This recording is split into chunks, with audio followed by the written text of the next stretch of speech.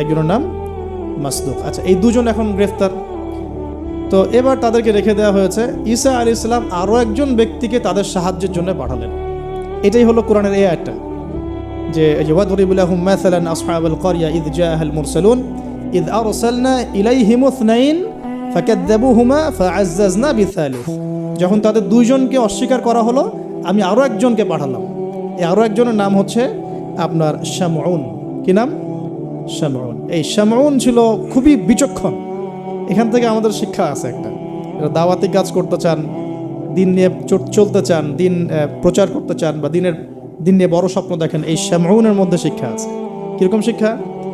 এই শামউন গিয়ে সরাসরি তাদেরকে বলল না যে আমি ওই দুজনকে বাঁচাতে আসছি, বরং শামউন নিজের পরিচয় গোপন করে ফেলছে।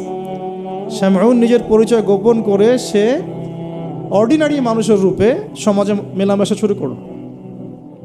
সে মোটামুটি একটা ছদ্মবেশ ধারণ করেছে আর, এবং আস্তে আস্তে আস্তে আস্তে রাজার ঘনিষ্ঠ মানুষদের সাথে তার একটা সম্পর্ক তৈরি হয়েছে। এমনও বহু মানুষ কিন্তু এখন সমাজের মধ্যে আছে না? সরাসরি ইমান জানান দিতে পারে না, কিন্তু ভিতরে ভিতরে ইসলামকে সমর্থন করে, আছে না? আমাদের প্রতিটা ডিপার্টমেন্টে এমন ভাই বোন আছে কিন্তু যারা ইসলামকে মন থেকে সাপোর্ট করে, কিন্তু হয়তো